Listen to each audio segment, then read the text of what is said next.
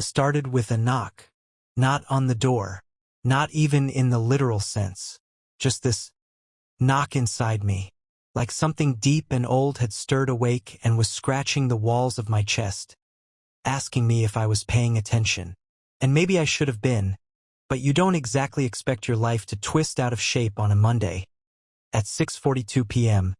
while you're untangling the damn lights for a backyard dinner. It was supposed to be nothing, a simple gathering, a casual, no-big-deal thing that my wife had planned for just a few people, which turned into 15, and then someone brought a Bluetooth speaker, and then suddenly the wine started flowing like a signal. Everyone was laughing too loud, hugging too much, but maybe that was just me noticing it now. You know when your mind zooms out, like you're not really in your body anymore, just watching from above and wondering when it all started to bend? She was in the kitchen, joking with someone. Couldn't hear who. I was outside by the grill, pretending to listen to whatever the hell Travis from her office was talking about. Something about cryptocurrency. I didn't catch most of it. My eyes kept drifting to the kitchen window, where her silhouette moved like it didn't care who was watching. She always had this way of making space hers, like she'd owned it all along. Her back was to me, her head thrown back laughing, and then she leaned closer to whoever was in front of her. Too close. But maybe not. Maybe it was innocent. Maybe I'm a fool. The moment that cut through everything came about an hour later. Most people were outside now. Music was louder. Conversations had scattered across the backyard. And I realized something. She was gone. Not just out of sight, gone. Like vapor. That feeling again. That inner knock, louder now. Pressure. A strange, silent dread. I stepped inside. The hallway was empty. Music muffled. And then I heard it. A voice. Low. Male. Her laugh again but softer. Then quiet. I walked up the stairs like I was floating. No rage. Not yet. Just this unreal numbness, the kind that drips from the ceiling of your thoughts and tells you calmly that your life is about to tilt. At the top of the stairs, I hesitated. Something was wrong with the air. Like the house knew. Like the walls wanted to tell me something. The guest room door was shut. Not locked. Just shut. I placed my hand on the knob. I didn't knock. I didn't call her name. I didn't ask questions. I turned the handle like I was checking a wound, not opening a door. And there they were. Not scrambling. Not shocked. Not even ashamed. Just turning toward me with the slow, surreal delay of people caught in a moment they didn't think anyone would walk in on. Her blouse undone. His belt unbuckled. My friend. My closest damn friend. His face went pale. Hers didn't. Hers hardened. She stared like I was the one who'd done something wrong. Like I'd walked into her nightmare instead of mine. There was this silence. Not the kind where no one talks. The kind that wraps around your throat and waits to see what you'll do next. I didn't say a word. Not then. I just stood there, everything inside me splitting along invisible seams, watching the scene play out like a theater performance no one asked for. My body wouldn't move. My fists didn't clench. My voice didn't rise. I just watched. She reached for her shirt, slow, controlled. He muttered my name. I still don't know why. Like that would undo anything. Like there's ever been a name strong enough to stitch a moment like that back together. And that's when something inside me finally cracked, not loud, not dramatic. Just this cold, slicing realization they weren't sorry. Not even close. I didn't leave the room right away. I should have. I should have slammed the door so hard it knocked a frame off the wall downstairs. I should have broken something. Thrown something. Yelled. But instead, I just stood there like I was watching a rerun of someone else's nightmare. My eyes weren't on her anymore. They were on him. This man I used to call my brother. We'd shared too many beers, too many late-night phone calls, too many damn secrets for this to be real. He looked away like a child caught stealing. But that wasn't shame in his eyes. It was cowardice. And she just stood there, toning her blouse one button too slow with this expression that flickered between mild irritation and boredom. Like I'd just walked in and interrupted her brushing her teeth. She didn't ask me how I was feeling. She didn't apologize. Her first words were, "You weren't supposed to be inside." That was it. That was the sentence she decided to begin the fallout of our entire life with. Not, "I'm sorry." Not, "Please let me explain." No. You weren't supposed to be inside, like I was the one at fault for crashing the party I didn't know was happening behind a closed door in my own house. That one line did something to me. It triggered something ancient and furious, something that didn't need noise or fists or blood to be dangerous. I took a step forward. Not toward her. Toward him. My so-called friend. His name caught in my throat. I didn't want to say it. Saying it would have made him human, and in that moment I needed him to be less than that. He backed up like I was holding a weapon. I wasn't. My hands were empty, but my silence was loaded. She moved between us like she suddenly remembered she was supposed to care, putting a hand on my chest. Not gently. Not with love. It was more like she was pushing a button to stop a machine she didn't want overheating. Don't make this worse, she said. Like I hadn't walked in on the worst thing already. I looked her in the eye then. Really looked. And that's when it hit me. She wasn't just detached. She wasn't even panicked. She was done. Like emotionally cashed out months ago. Maybe longer. Her eyes weren't pleading. They were calculating. I wasn't the man she used to love. I was just an obstacle. A dull anchor she hadn't figured out how to cut loose until now. And she hadn't just fallen into this moment. No. This had been planned. Thought out. Scheduled. And idiot that I am, I'd been worried about what wine to serve at the backyard dinner. Why him? I asked, the words gravel in my mouth. She shrugged. Shrugged. That's when my legs finally worked again. I walked out without another word, past the confused stares of the guests who noticed me leaving without saying goodbye. I got in my car and sat there in the dark driveway, listening to the muffled music still playing in the backyard. The world was carrying on like nothing had happened. Like the center of everything hadn't just collapsed. I didn't cry. I didn't punch the wheel. I just stared through the windshield at the quiet street, my breath fogging the glass, and I realized something that made my stomach turn. I'd known. Somewhere inside, I'd always known that I didn't go to a hotel that night. I didn't call a friend. I didn't even drive anywhere. I just sat in the car like time had stopped, like maybe if I sat still long enough, it would all reverse itself, or I'd wake up in the middle of the night in bed next to her, and this would have just been a sick, twisted dream. But that's not how life works. Eventually, I turned the key and drove. Not far. I ended up at an empty parking lot outside the 24-hour grocery store, engine off, just sitting there under the harsh glow of flickering lights. It was the kind of place where people exist when they have nowhere else to be. I watched a kid push carts in silence. I must have sat there for 2 hours, watching a teenager with a reflective vest do his minimum wage job better than my wife had handled our marriage. Around 3 a.m., I finally drove home. I wasn't scared of facing her, I just didn't care what she had to say anymore. And a part of me wanted her to be there. I wanted that confrontation. I wanted to see if she'd pretend it hadn't happened or if she'd finally admit it all. She wasn't in bed. She wasn't in the guest room either. I found her downstairs, curled up on the couch in her robe, scrolling on her phone like nothing had detonated hours earlier. She didn't flinch when she saw me. Just locked eyes with me, and there it was again, that cold stillness. No shame. No guilt. Just tired of the performance. You left your phone here, she said, like that was the real tragedy of the night. I walked past her into the kitchen. Poured myself water. My hand was shaking. Not from sadness. Not from fear. From the sheer effort of holding back the flood that wanted to drown everything. Say something, she said. I didn't mean for you to find out like that, she continued, quieter. Like that made it better. Like this was a casual accident, like she'd spilled coffee on paperwork. Then how were you going to tell me? I asked, finally looking at her. She hesitated for the first time. Not because she didn't have an answer, but because she had too many. You could almost see the scripts running through her mind, deciding which version of the truth would cause the least damage. I don't know, she said, but the way she said it felt rehearsed. Things haven't been the same between us for a while. And there it was, the opening scene of the blame game. You were going to lie, I said, almost laughing. You were going to keep lying. You've been distant, she fired back. You barely even looked at me the last few months.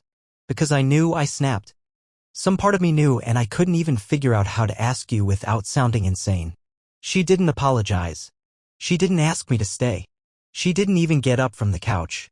You're going to make this ugly, she muttered. Like I was being unreasonable. Like my anger was the betrayal. I stepped closer. You planned this. This wasn't a mistake, this wasn't some heat of the moment lapse. You invited him. To my birthday. To our house. You laughed with him in my kitchen, then disappeared upstairs like it was part of the schedule. Do you understand how sick that is? She looked at me with this flat expression, and then slowly she said, "It wasn't about you." I froze. It wasn't about you. She didn't say she was sorry. She didn't say she regretted it.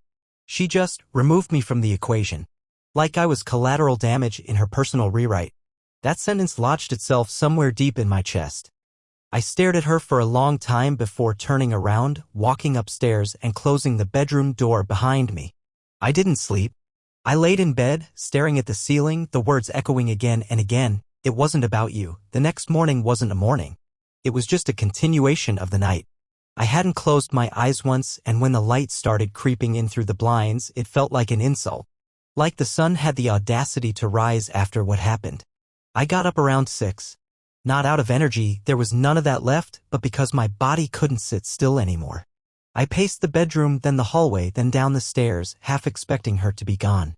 But she wasn't. She was in the kitchen again, barefoot this time, sipping coffee like nothing in the world had shifted. Like gravity hadn't just reversed. She looked at me and said, "Are you going to work today?" I laughed.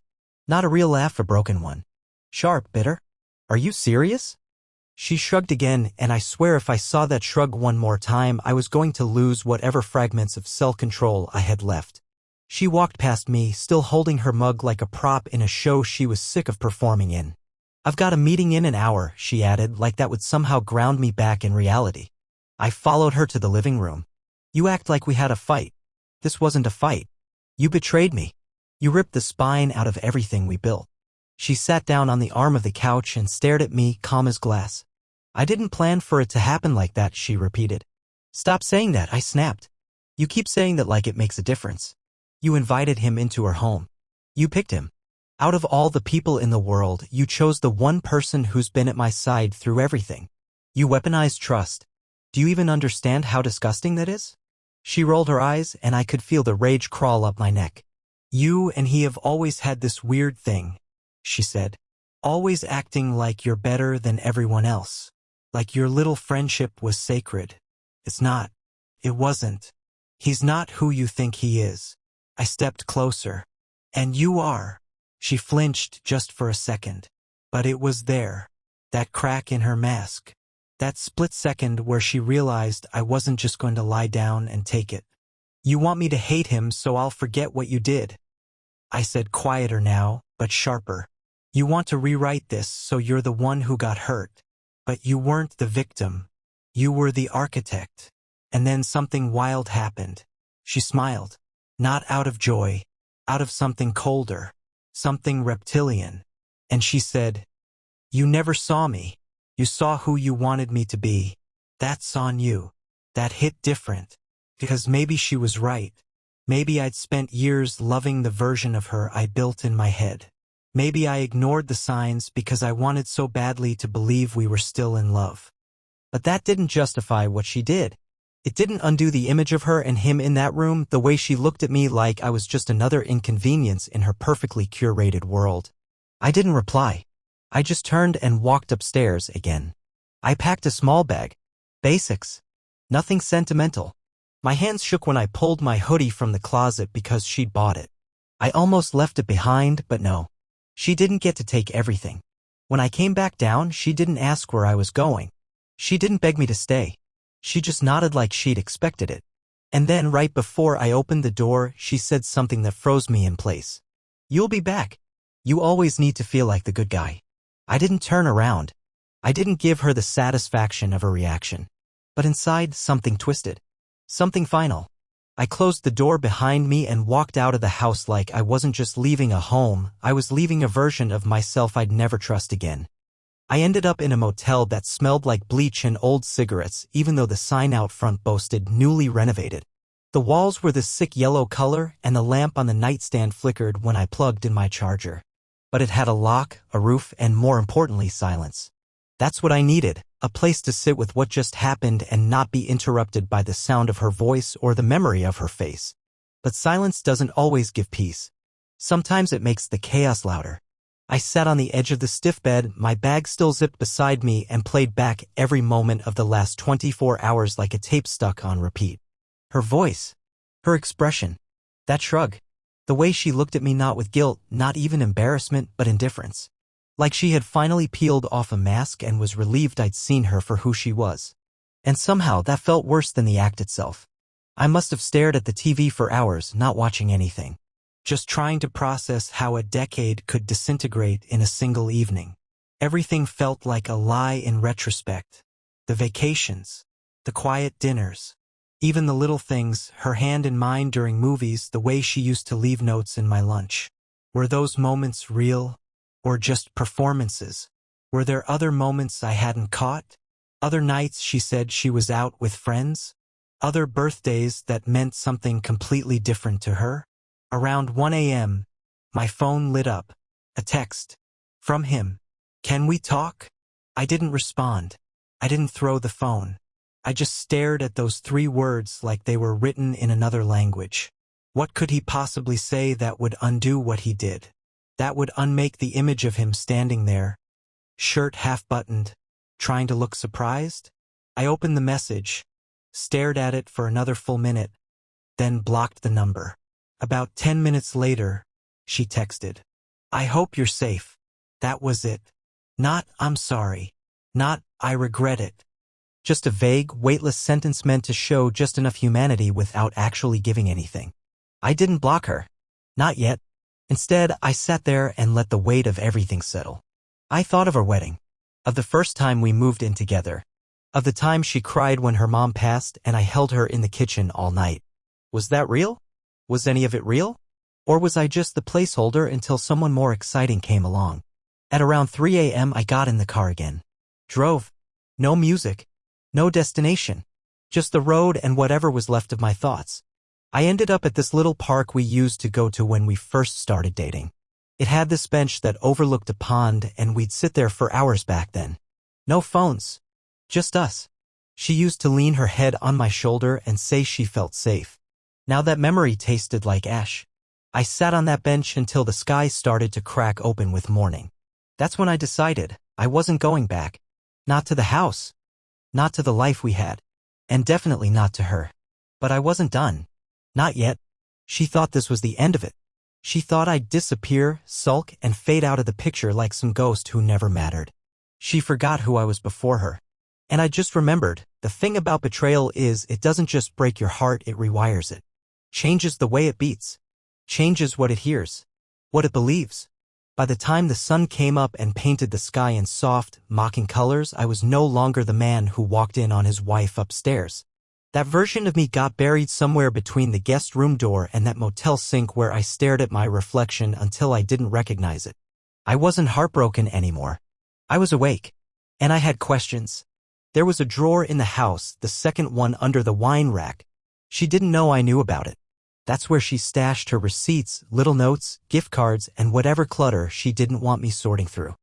I remembered seeing something weird in there about 2 months back, an invoice from a hotel downtown. I thought nothing of it at the time. She told me it was for a client meeting. One of those business lunch things she always claimed to hate. I believed her. Like an idiot. But now? Now I needed that drawer. So I went back. Not to talk. Not to explain. Just to gather. She wasn't home. Car gone. Lights off. I let myself in with my key, and even that felt surreal, using a key to unlock a place that wasn't mine anymore. The drawer was exactly as I remembered. Messy. Random. But I dug until I found what I was looking for, 3 receipts. Same hotel. Same name on each, hers. Different dates. Different rooms. All weekday afternoons. She didn't just betray me. She planned it. Scheduled it like a meeting. Repeated it. Next, I checked the browser on the house laptop. Not her usual device, but I got lucky. She'd forgotten to log out once, months ago. And it was still synced. Emails. Messages. I didn't expect to find much, but what I saw almost made me laugh. There were reservations. Not just hotels, dinners. Private events. Photos, even. Not of them. But of her. Mirror selfies before meeting him. Captions she never sent to me. She wasn't hiding the affair like a mistake. She was curating it like a double life. Then I found it, the calendar invite. His birthday. She was planning something. A weekend away. The description said spa escape, but the address was a private rental 2 hours from the city. It was 3 weeks away. They were still going. I stood there in our kitchen, holding her phone in my hand, reading about their future like it wasn't being built from the wreckage of my past. And for the first time since all of this began, I didn't feel destroyed. I felt clarity. I wasn't just going to walk away with my head down. No. I was going to end this the right way. She wanted a secret life? Then she could live with all of it in the light. I made a plan. Not revenge. Not drama. Just truth, served publicly, carefully, and at the exact moment it would cost her the thing she cared most about: control. But before any of that, I needed one more thing. A conversation. With him. Not to forgive. Not even to yell. Just to give him the one thing he hadn't seen coming. Me face to face. I didn't call. I didn't text. I just showed up. He lived in a small apartment downtown, top floor, no elevator, always complaining about the stairs like his life was some kind of uphill battle. I'd helped him move in. Carried his couch, unpacked his boxes, set up his damn router when the instructions confused him. I knew the place better than he thought. I also knew he'd be home around 7, same routine every day. Same walking trail, same post-run protein shake, like structure could make up for the chaos he spread in other people's lives. I waited in my car until I saw him round the corner, headphones in, a towel draped around his neck like he'd just finished training for a charity marathon. The casual arrogance of it infuriated me more than anything else. He had no idea I was coming. No idea I knew everything now, not just about that one night, but about the entire circus they'd been performing behind my back. He noticed me as he reached the steps. His face dropped. I didn't move. I let him walk the rest of the way in silence, the space between us getting heavier with every step he took. He stopped a few feet away. Didn't say my name. Didn't smile. Just froze like a rabbit that saw the wrong shadow. "You got a minute?" I asked, calm. Controlled. No anger. No shaking. Just a voice that didn't belong to who I used to be. He nodded slowly, unlocked the door with trembling fingers, and let me in. The place was smaller than I remembered. Or maybe I'd just grown in the last few days, stretched by betrayal and disappointment until I didn't fit inside his world anymore. He didn't offer me water. Didn't sit down. Just leaned against the counter like a man about to be sentenced. "I'm not here to fight," I said. "So relax." I didn't mean for, he started. I cut him off with a raised hand. Don't finish that sentence. Don't say what she said. Don't try to file this under accident." He dropped his gaze. I walked past him, stood in front of the window, looked out, took a breath, then turned to him. "How long?" He swallowed. 6 months. That number hit like a body blow. Not because it surprised me, but because it confirmed what I'd feared most. That this wasn't a slip. This was a relationship. A shadow version of everything I'd been building for 10 years. And how many times? He hesitated. I didn't count. "You didn't count," I repeated, voice low, like I was testing the word for poison. He looked ashamed for half a second. Then he looked angry. "She told me you stopped caring. That you didn't talk anymore. That she was lonely." I smiled. Cold. Sharp. "And that gave you permission?" He didn't answer. I stepped closer. "You knew me. You knew what she meant to me. You came into my home. Ate my food. Played the role of friend while you were sleeping with her in my house. On my birthday." "I know," he whispered. "No, you don't," I said. "You don't know what you killed. You don't get to hide behind feelings or blame me for distance. You had choices. You had 100 chances to walk away. You didn't." He looked at me then. Really looked. And for the first time I saw fear. Not of me hurting him, but of me walking away and taking the last shred of his dignity with me. "I'm not coming back," I said. "She thinks I will. She thinks I'll crawl back broken. That I'll forgive this and play nice. She doesn't think that," he said quietly. "She told me I would." His eyes widened. And that's when I knew. I just told him something she hadn't. Good. Let them break each other now. I turned to leave, then paused at the door. "One more thing," I said. "You didn't just lose a friend. You lost the only person who ever saw any good in you. I hope whatever she gave you was worth it." I walked out without waiting for a response. And when the door clicked shut behind me, I didn't feel lighter. I felt done. I didn't go back to the motel. I drove. No destination. No map. Just roads and the sound of wind tearing through my windows.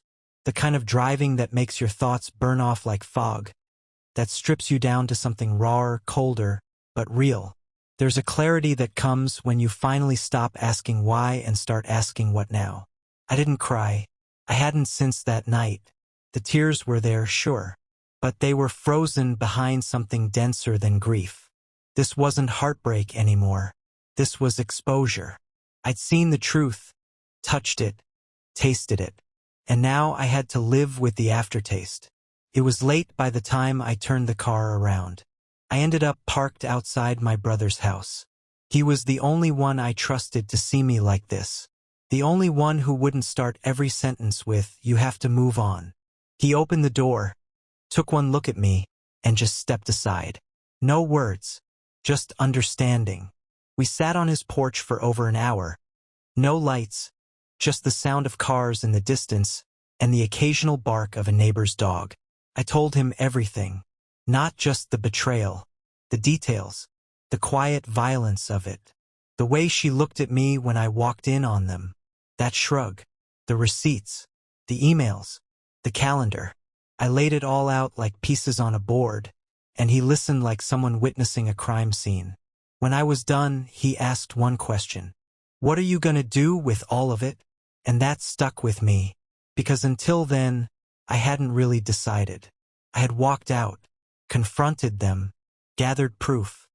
But I hadn't figured out where it all went from here. Was I supposed to let it die quietly? Pack it away in a therapy folder and wait for it to fade? No, that wasn't enough. There had to be a line between revenge and closure. A space where I could deliver truth not as a weapon but as a mirror. And then it hit me. Her sister's engagement party was next weekend. She was planning to be there. So was her family. So were friends. The same people who'd toasted us, vacationed with us, sent us holiday cards and liked our anniversary photos online. The same people who still thought we were something worth admiring. I didn't want to embarrass her. I didn't want drama or spectacle. But I did want the truth out in the open. I wanted the people closest to her to see what I saw. Not through rage. Not through insult. Through proof. I started printing. Emails. Screenshots. Hotel confirmations. Nothing salacious, just enough to build a timeline. Dates. Names. Images. I didn't add commentary. Didn't twist anything. Just laid it out clean, clear, undeniable. I made copies. Not for everyone. Just a handful. People who should know. People she couldn't lie to after this. And then I wrote a letter. 1 page. Direct. Honest. Unforgiving. I said I wouldn't be attending the party and I explained why. I didn't accuse. I described. It's amazing how loud truth can be when it's written plainly. I sealed the envelopes, stacked them in the passenger seat, and sat there for a long time with the engine running. Not out of hesitation. Out of closure. Because this wasn't vengeance. This was liberation. The day of the engagement party felt like a final scene. Not for her sister, not for the celebration, but for the version of me that had been gaslit, manipulated, and made to feel like a footnote in his own life. I wasn't invited, of course. Not after I moved out. But I didn't need to be inside the party. I just needed the right people to read the truth when the laughter was still fresh, when the facade was still standing tall. I dressed sharp. Not for vanity. For clarity. To remind myself who I was before her lies reshaped me. I delivered the envelopes by hand. No mail. No drama. Just quiet drops, doorsteps, mail slots, a few handed directly to people I once called family. Each one labeled with a simple line, "You deserve the truth." Then I left. No texts. No calls. I didn't linger to watch it unravel. I didn't want the fire. I wanted the silence after the match. But the silence didn't last long. By the time I was back at the motel, the texts started coming in. First, her cousin, a quiet guy who never liked me much, messaged me 3 words. "I believe you." Then her sister. The bride-to-be. Long paragraph. Furious. Not at me. At her. Said she read everything. Said she couldn't believe it. Said she lied to all of us. I didn't reply. I didn't need to. The avalanche had already started, and I wasn't about to stand in the snow. At 9:11 p.m., she called. I let it ring out. Then again. Then a voicemail. Her voice sounded different. Not calm, not cruel, just unhinged. "What the hell did you do?" she hissed. "You don't get to destroy my relationships because you're hurt. You don't get to ruin everything. You're obsessed. You're sick." That was the moment I realized something sharp and beautiful. She truly believed I was the problem. She could cheat, lie, manipulate, and still see herself as the victim. That voicemail wasn't a collapse. It was her exposing herself in high definition. And I'd never felt so vindicated in my life. An hour later, I got a call from an unknown number. It was her father. I hadn't expected him. We weren't close. But he said one thing that landed heavier than everything else that night. "I'm sorry. You didn't deserve this. No dramatics. No defense. Just that." The closest thing to peace I'd been offered since the moment this nightmare started. I sat on the edge of the motel bed and listened to the rain tapping on the window like it was clapping for the truth. For the first time in weeks, my chest didn't feel like it was full of broken glass. I breathed. Deeply. Fully. Like a man who finally walked out of a burning building. The calls kept coming. I ignored them all. Let her scream into her void. I had done what I needed to do. Not for revenge. For resurrection. It's been 3 weeks. The dust has settled, the fireworks are over, and the silence that followed wasn't the kind that wraps you in loneliness, it was the kind that heals. The kind you earn after walking through fire with your eyes wide open and your dignity intact. She hasn't reached out again. Not directly. I've heard about the aftermath, though. Apparently she didn't show up to work for a few days. The story leaked fast. Her sister cut her off completely. Her parents are reassessing boundaries. The guy, my former friend? He's gone. Disappeared. No more spa weekends. No more secret dinners. Just ashes. She built her little world in the shadows. I didn't burn it down. I just opened the curtains. Funny thing is, the pain didn't disappear, it just evolved. It's not sharp anymore. It's dull, heavy in certain moments. Like when I walk past the place we had our first date. Or see a hoodie she bought me buried in the back of my trunk. But it's manageable. It doesn't own me now. I've moved out of the motel. Got a place just outside the city. Small, but mine. Clean walls, honest air. No hidden drawers. I go for runs in the morning. I sleep through the night. I don't check my phone hoping for closure, I am the closure. People keep asking me how I'm doing. Not just friends, but strangers online, folks who read the truth I posted afterward. I share the story edited, respectful, raw. Not out of spite. Out of survival. And the messages I got back? You wouldn't believe how many people have stood in the same hell I walked through. Betrayed by the person they trusted most, questioning their own reality, blaming themselves for someone else's cowardice. So hey race, what I tell them, no one is coming to save you. Not your family. Not your therapist. Not some new love waiting around the corner. You are your own rescue. You're allowed to hurt. You're allowed to scream in your car at midnight. You're allowed to throw out photos and change your number. You're allowed to be angry, to be cold, to feel nothing for days and then everything all at once. But you're not allowed to stay broken. They don't get to keep you like that. As for her, I don't hate her. Not anymore. Hate's too active. Too emotional. She doesn't get that kind of rent-free space in my head. She's just done. A chapter I've read too many times. The plot didn't change. The ending was always the same. And if she ever thinks of me, if she ever wonders whether I sit around replaying what happened, wishing I could have done something different, she's wrong. Because I wouldn't change a damn thing. The day I walked into that room and saw the truth wasn't the day I lost everything. It was the day I found myself.